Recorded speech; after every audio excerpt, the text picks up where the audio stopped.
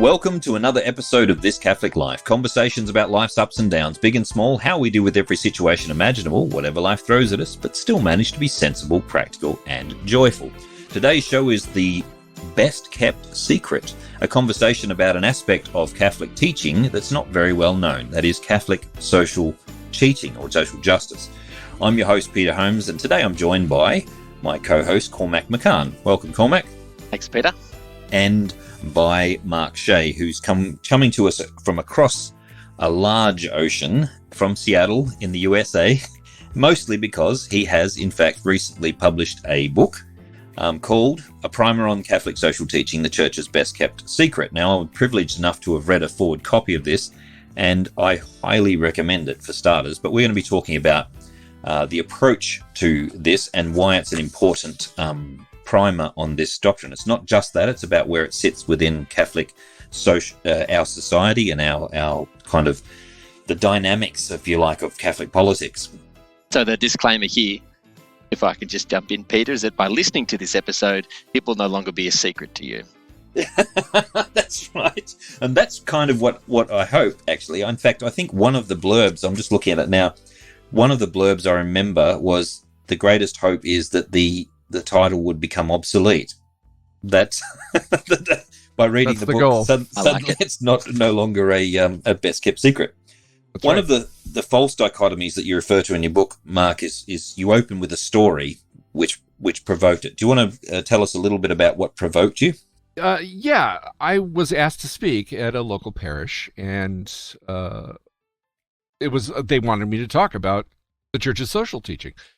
And so I stood there at the podium, and on the one side of the room, there was the Peace and Justice group, and on the other side of the room was the pro-life group, and those guys hated each other. And I was like, very Catholic, love it. How can you not see that you have the same mission? In the eyes of the Church, the work that they're doing is supposed to be in harmony with one another. And that's really what I'm trying to address with the Church's Best Kept. By the way, the title is The Church's Best Kept Secret, a Primer on Catholic Social Teaching. And sorry about that. That's okay. It's just easier to find if you know the title. But if you're not an ignorant schmuck, Holmes. But go on. Do go on. So the Church's teaching consists of what I call the four pillars of Catholic social teaching. So those four pillars are meant to be the four legs on the throne upon which sits the human person, made in the image and likeness of God. So the first is the dignity of the human person. The second is, and that has to do with the fact that we are creatures made in the image and likeness of God, and that is where our dignity comes from. It doesn't come from what we do, what we look like, what race we are, our income level, our sexual orientation, none of that. It comes from the fact that we're made in the image and likeness of God. Right. The second pillar of Catholic social teaching is the common good. And that has to do with the fact that if each person is made in the image and likeness of God, then every person is made in the image and likeness of God. And that means every person has a right to the goods of the earth that are necessary for human flourishing.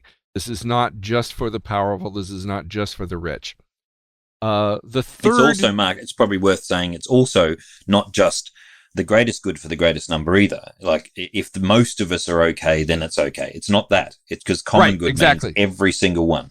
Every single person. And so the third, I'm going through these fast because I want to get it all in. The third pillar of Catholic social teaching, and mark this, none of these pillars are in competition. And this is what makes the Church's best kept secret, the Church's best kept secret, is not that the Church's teaching is hidden. It's not that it's confusing. It's that we're confused. And that's why we keep pitting these pillars against one another instead of holding them in harmony. So the third pillar of Catholic social teaching is called subsidiarity. Subsidiarity in the Church's vision has to do with the fact that since we are all supposed to be participants in building the common good for the dignity of the human person, here I got those two to harmonize. Magic. Since we're supposed to be, in fact, sacraments to the world, personally involved in the work of God in the redemption of the human person and the renewal of the face of the earth, that means that we have to play a personal role in that work. We can't just write a check and hope that somebody else will take care of it. Right. So what that means then is subsidiarity is the doctrine that, as a general rule, the person closest to the problem should be the one to handle the problem. Right. So if you need a loaf of bread, here's what you don't do. You don't phone the White House and ask march the streets. or ask the 101st Airborne to airlift you a loaf of bread. What do? You go buy a loaf of bread, or you bake a loaf of bread. And look, the problem was taken care of. No act of Congress required. So that's subsidiarity. And the idea of subsidiarity is that you only go up the ladder of authority when the person closest to the problem can't handle it. So if I can't bake the loaf of bread because I'm out of work because of COVID, and I don't have any money, then you go up the ladder of authority to whatever is appropriate. So you apply for unemployment, for example, if you can't find a job.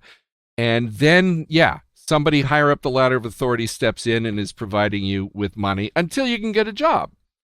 But that's the idea, is you only go up the ladder of authority if you have to. Sometimes you have to go way up the ladder of authority because that's appropriate. And then sometimes the person at the top of the ladder is really not well equipped, not any better equipped than the person at the bottom. Well, almost always. But the thing is that the state exists for a reason. Right. The church is not really compatible with a libertarian view that the state is always something that you need to be able to drown in the bathtub. Sometimes the state is absolutely necessary. You know, it was not guys heard that definition before. Welcome to America. But it was not. For example, a bunch of guys in rowboats who took their dad's shotgun and rowed across the Atlantic to oppose Hitler. It was the state that organized that. It was the state that built our interstate system and no doubt your interstate system as well. And so that's necessary. Right now, we're in the middle of a pandemic that absolutely requires a global coordinated, state-coordinated response among multiple states. This is not going to be something that's solved by a guy with his chemistry set in his mom's basement. Now, we should be clear about that when we talk about the state engagement, that doesn't leave aside questions of whether the state has to act morally. It doesn't automatically grant a free rein to the state to do whatever it wants. They, of course, have to answer to the moral principles, but clearly in terms of their capacity to address these problems, we're talking about the state's capacity to address something that's so broad. Yeah. Right. And so that more or less covers subsidiarity for the moment. And then finally, the last pillar of Catholic social teaching is solidarity. And solidarity has to do with the fact that we are both as a species, and also this is double underscored by our baptism, we are involved in a mystical union with one another. We cannot say to any other person on planet Earth, your end of the Titanic is sinking. Too bad for you. That won't fly, and it especially won't fly if you're baptized. You can't say it even in a state of nature. You cannot say it even merely as a son of Adam, but as a baptized member of the body of Christ, there's no way you can say that. I think in the book you quote John Donne, one of my favorite poets, in fact. John Donne's No Man is an Island, as you're opening to that particular chapter. I read the poem and I hadn't seen it in the Old English, which is absolutely great, by the way. It's beautiful, isn't it? Yeah. But I'm a huge fan of Donne. no man on an island comes to that culmination of the line we know, but I hadn't seen in this context before. Any man's death diminishes me because I am involved in mankind. Right. And therefore, never send to know for whom the bell tolls, it tolls for thee. In other words, if someone dies... That was the exact line I was thinking of. It's the one that flooded to my mind as soon as you said that. It's exactly that. I mean, the whole... when anybody dies, we're all invested. We're all interested. And also death is a tragedy. We kind of say, but one of the things that really scares me about the COVID thing is people go, yeah, but it's only old people dying. You know what? Death is always a tragedy. It's always a tragedy. The brightness and brilliance and uniqueness of every human life is always tragic when it ends. Right. And if there's any way we can prevent that, we should attempt to do so.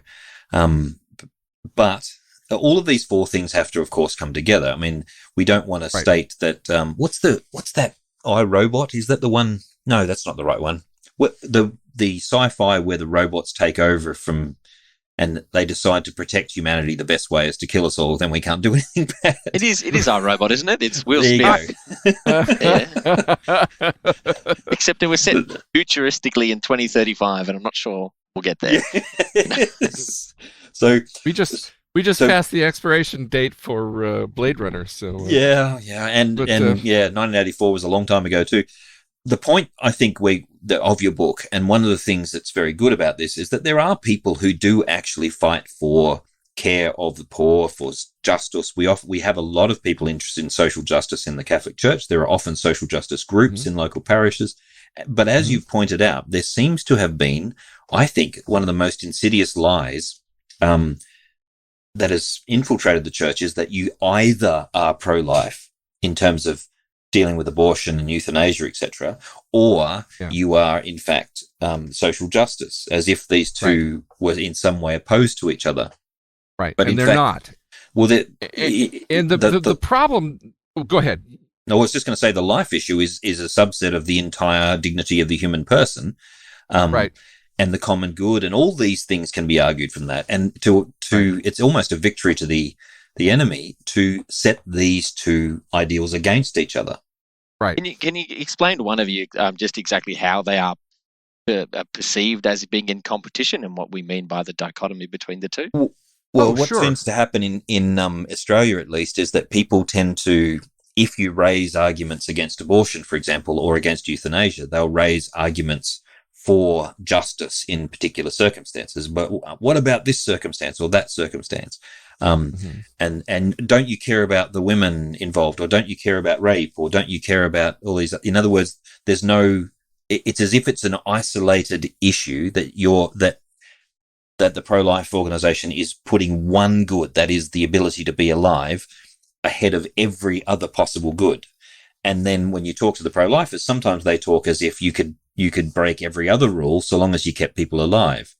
Right. So, for example, the lying for Jesus scandal in the US, where people thought it was okay to deceive and lie, so long as we were against Planned Parenthood. Right. We're seeing the outworking of it in the United States right now. So, again and again, the argument that you run into, and in the United States we've run into it for 35 years, is it falls out this way. Why do you care about capital punishment when 800,000 babies are being aborted a year? These are just criminals, and it's always been okay to execute criminals. So why should we listen to the church about this when abortion is happening? Why should we, I heard this one a lot during the Iraq War, why should we care about torture when babies are being tortured to death in abortion? Why should we care about a minimum wage when abortion is going on? And so over and over again, what's being spoken is we need to treat abortion or euthanasia, but mostly abortion, as the non-negotiable issue. But all the rest of these things are completely negotiable. Now, my argument in the book is that it's true that you can certainly focus, if your call is to be fighting on the front lines against abortion, then great. But here's how it doesn't work. In the church, we understand that Different people have different gifts and charisms. Different organizations do different things. As Paul says, the eye cannot say to the hand, I don't need you. It's the body working together. So Jesuits found universities, and Mother Teresa's order is taking care of the poorest of the poor in various places. Or you've got different people who have different gifts and talents and so forth. And God bless them for doing that. Here's what Jesuits don't do. Jesuits don't say, why are we wasting time taking care of sick people in Calcutta when there are universities to be founded? People in the Sisters of Mercy don't say, why are we wasting time building hospitals when we're doing this thing in Calcutta? And the mistake that unfortunately, a lot of people in the pro-life movement, at least in the United States, have made, is that they have taken the unborn and pitted them against, rather than relating them to, all the other missions that the church is doing. So saying, for example, why do we care about the minimum wage? Why do we care about a living wage?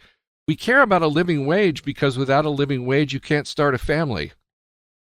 The number one abortifacient in the United States is poverty. That's why we care about a living wage. These things are not opposite from one another. They are related to one another. We're living in Australia, which has I have to say, I hate to be judgmental, but our welfare system is quite a lot more advanced, I would say, in terms of meeting those requirements. It's not judgmental, it's dead right. We've got a very good welfare system. We are a backward third world country in the United States when it comes to... So we truly are. My main excitement about the book is that it doesn't say you silly pro-lifers, you're wrong. It says you're right, but you're not right. Your gaze is not broad enough at this point. Be more pro-life, not less. And you said the same thing to the social justice groups who would denounce the pro-lifers. And you said, sure, open up and be more pro-life, not less pro-life. So the point of it is that it's Catholic. It's a universal teaching. It covers all of these rights. What interests me a lot is, and if I can broaden this a little wider, you do address institutional sins in your book, sort of systemic sin. Structures of sin. Structures of sin. And one thing I've noticed is that as I'm reading through the Old Testament more and more, I come across many of the laws that governed Israel in the Old Testament are about protecting the poor, the preferential option for the poor. Yes. Protecting those who don't have any power against those who do, protecting the poor against the rich, protecting wives against their husbands, so to speak. There's lots and lots of laws which are about making sure that the balance of power insists that those who have power and authority and money use it for the benefit of those who don't. Yes. And that can't be abused the other way around. Now, a huge portion of the Old Testament is invested this way. Christ himself reinforces this when he talks about the poor and the rich in the Gospels. And we see it come through in Paul, in terms of, the rich, the weaker and the stronger and the richer and the poorer and all those sorts of things. And yet I only have to post a very mild critique of a publicly listed company which is raking in billions of dollars of profit each year. And I'll get very, very aggressive and quite narky responses from a large number of Catholic friends because I've impugned their reputation in some way. Right. They're very aggressive in defending the system of capitalism and particular companies when I don't hear the same kind of cries for justice when there's been, a wage fraud, or I haven't heard that come out in the same way when we found out that certain people were defrauding all their employees, etc. It worries me that there's a focus very much on we are very lucky, Cormac. I think you'd agree with this. We are very blessed to live in Australia. It's comparatively to the rest of the world, it has its problems, but it's a very good place to be. Oh, extraordinarily, I'd say. Mark, I hope you don't mind me saying this, but I'd say that Australia is the number one country on the planet by a fair margin. It's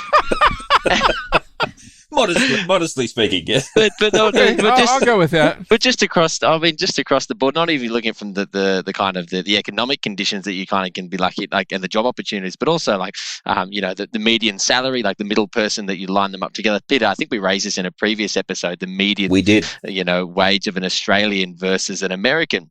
When you count who that middle person is and where they sit, substantially higher in Australia, but also the social values that I think and how they are kind of transmitted through our institutions are relatively stable, and it's just that I don't think you get a better opportunity, especially then as well if you really win the lottery and get born into a stable, loving, and ideally like faith-filled household, or at least one that can teach you really foundational values about how to operate within, say, for example, those 4 pillars of Catholic social teaching. Like you've really hit the jackpot. I'd say we're in the top 1%, of the 7 however many billion people on this planet. But having said that, even in this country where we have it very, very, very good, there's still a tendency when people are looking to find a place to belong, a tribe, if you like, there's a tendency to line themselves up with political factions, to line themselves up with social factions in the community. And what that tends to do, and I think this is a way we're deceived. I think we are genuinely deceived when this happens. It tends to pit us against ourselves, that we tend to find ourselves arguing with people we shouldn't be arguing with. Now, we might, as you say, Mark, for example, I might feel particularly passionate about the unborn. I do. I've watched 11 children in my through ultrasounds, and 3 of them didn't make it to the end of the pregnancy. And so I have a particular passion for the unborn and caring for that. Absolutely. I disagree with some of my colleagues on what will actually achieve those ends. I'm not convinced that waving signs with vivid images of unborn babies will convince other people. I can see what their arguments are. I disagree with them, but I'm not prepared to call them evil, or that I can see the motivation is there. And I think that there's a case for legitimate disagreement of methodology. I also think that far too little attention is going to our economic situation in Australia. There are increasingly, Cormac mentioned the very people who are very blessed with having a good family. That's less and less the case in Australia now. The people aren't growing up with a stable family and good relationships and extended families even. It's becoming more and more common for people to be lacking these things. And we just simply haven't adjusted our systems. That's a passion of mine as well, coming from a broken family myself. But having said all that, it hurts a lot to see, and I think I shared that angst, Mark, that you expressed in the start of the book. It hurts to see people pitted against each other who are actually on the same team. Right.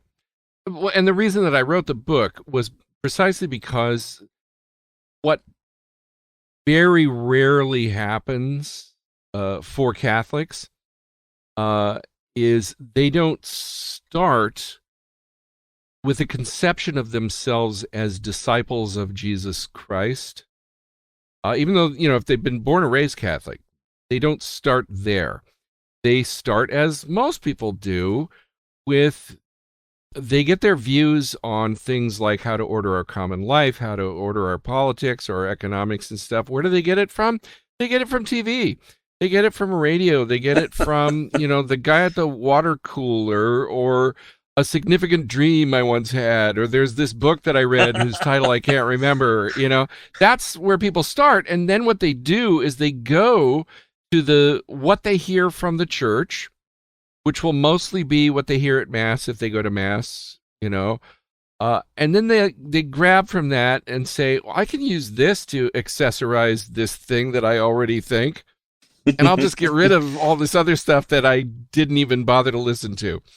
Do you think then, and so what? Can I challenge you both to this question then? Yeah. Do you think that we are genuinely open as Catholics to being challenged by a homily, to being challenged by the gospel?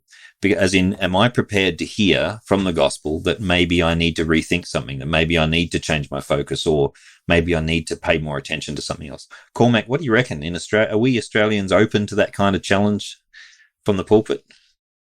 Oh, I don't know. It depends how good the priest is at delivering the homily, right? Some who can.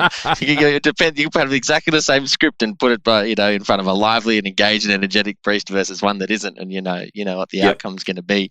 But I think those moments are, I can't really give an answer on broadly like whether Australians do or not, but certainly I kind of find myself from time to time needing that jolt.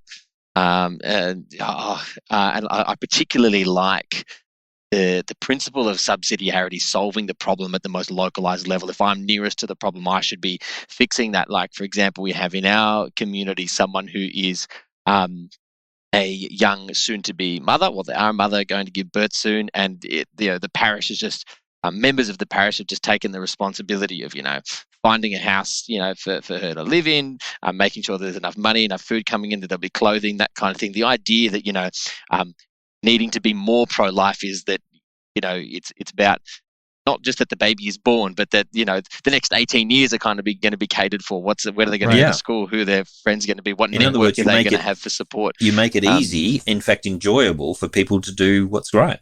That's right. But on the flip side as well, there's the social justice warrior kind of aspect, which is my one and only weapon is to take to the streets and demand that someone else fix this problem that is so awful. Rather than getting together and saying, well, how can we impact the situation? I was speaking, I think I've said this before on the podcast, I was speaking to a Papua New Guinean pastor when I was a Lutheran seminarian, and we got asked, what's justice? And we ranted on as students do for about half an hour. And then we turned to him very magnanimously and asked him, what do you think? And he'd been a pastor for 30 years or something. And he said, injustice is a drunk in our village. And we said, what? And he said, injustice is a drunk in the village. Now, for him, and I've studied the Old Testament now for a long time. Justice in the Old Testament is not necessarily what I've done, because we think of it in terms of blame. Injustice is blame. Like, who do we blame for this injustice? Injustice is when someone is not fully flourishing as God intended them to in their full human dignity. And so if there's a drunk in the village, he says that's an unjust. Well, hang on, who's to blame? He says it doesn't matter. Probably his family, his wife, him first, because he's put himself there, his wife, his family, his cousins. Why didn't they pick him up? The next door neighbor. And basically the pastor went out from everyone who was close enough to have done something about it. Now, in a big city where I was studying at the time, the homeless people and drunks are around more than I'd like. And, what do you do? I mean, it feels so helpless because we're surrounded by so many cases of where, in fact, even when I was pricked in my conscience and tried to help a lot of these homeless guys, their problems weren't just that they didn't have $10. The problems were much deeper than this, especially in Australia where there's a great welfare system. And it's not easy to fix. I think that we tend to, like Cormac says, if a problem's too big, we tend to kind of go, well, what can you do? I think with in terms of the 4 pillars, one of the best things that we can do, and this is why I tried to write the book, was start with the church's teaching. Begin with this thought in mind. I'm a disciple of Jesus. I'm trying to form my mind according to the church. What does the church say? Let's start there rather than with whatever the TV just told me. Or trying to align it to communism or capitalism. Right, yeah. Because the fact is, some of the things that the church has to say are what our political categories tell us are conservative. So it's pro-life. But other things that the church has to say, as we're seeing from the reaction of some conservatives to this pope, the reality is that the church also has things to say that are shocking to conservative sensibilities. So, the most controversial statement in my whole book is a direct quote that comes to us from Francis, who is citing Pope Benedict, who is himself citing John the 23rd, right? All 3 of these popes tell us that there is, at times, a necessity for a, quote, true world political authority. There's something to make conservatives have a heart attack. But you know what? that's one of the consequences of subsidiarity, because what subsidiarity says is stay as close to the problem as is necessary. Well, when you're dealing with a pandemic or climate change, you know what's necessary? A true world political authority. That's what's necessary to deal with that problem. And we need to separate that argument, Mark, from often when I have that argument with people, the argument very quickly becomes whether or not the things that look a little bit like a world authority in this area, how competent they are. Whether they're doing a good job right now is irrelevant to the argument for them. So the Australian government, I would argue, isn't the world's best example of governments, and yet that's not the argument for having a government. See, unlike ours, all you have to do is just look across the ocean, the Pacific Ocean, to the glorious United States, and our gleaming model of government that is providing, such an inspiration to the world. I heard one of the commentators suggest that you might have a national, a federal electoral commission. And then a whole bunch of Australians who were with me said they don't have an electoral commission because in Australia you get all the official oversight and results and standards and everything is governed by. Am I right there, Cormac? You're the political animal here. Ours is kind of a kludge because we have 50 states. And so the federal government has to work. Well, yeah, but not 50 of them. Yeah. Yeah, but our states don't set the rules about, well, maybe I'm wrong. Cormac, you better correct me on this. Yeah, don't go down that path. It's a fun debate between the state and the federal. But, like if you're asked who has more of an influence over your daily life, you'd answer that state politics does over federal.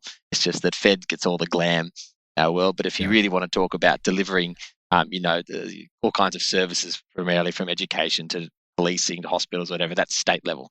Yes, that we talk about welfare, that's a federal level, which tends to get more of the limelight when we're talking about, the role, again, within this context of social justice in particular. A lot of the attention does get absorbed on the welfare kind of question.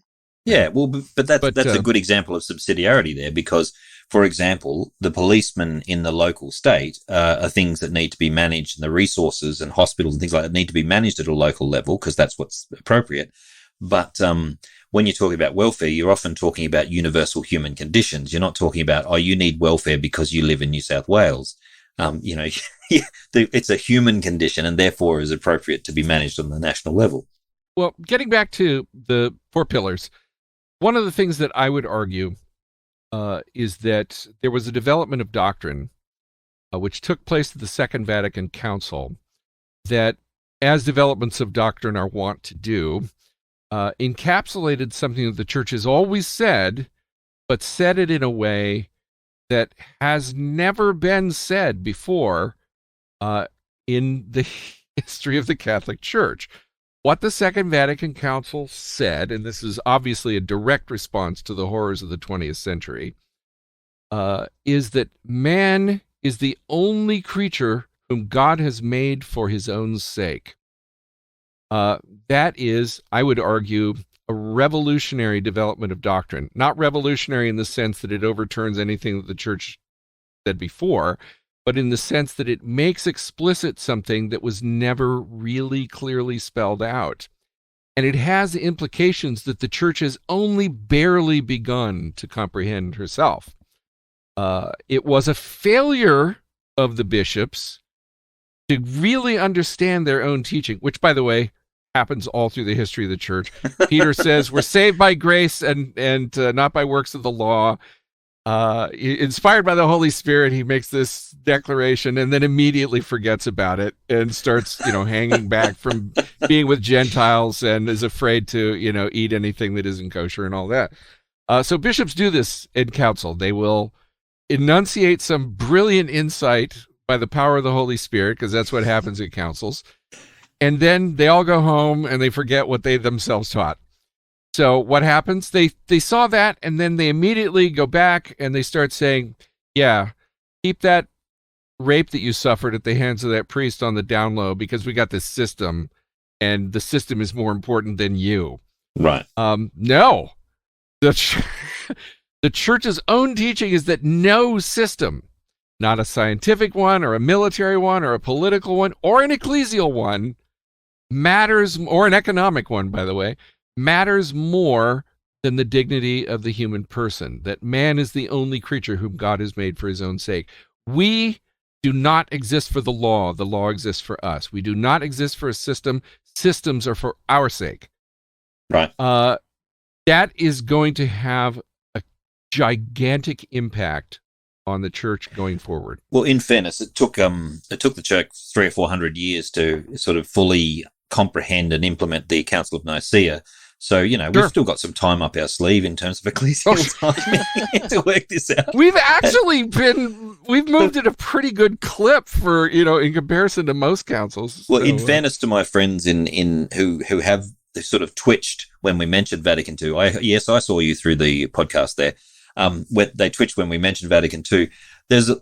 There's a part of the discernment of implementing various councils has always been people who take one line from a council's documents or one idea and take it to like they use it to justify their own silliness, which is what we've been talking about all along, that people take one part of the doctrine of the church and overemphasize it or perhaps twist it to mean what they'd like it to mean, and then it becomes a problem. So part of our understanding of that aspect of Vatican II and other parts is going to be filtering out the waffle and the misinterpretations from what's a genuine understanding and the brilliance of that.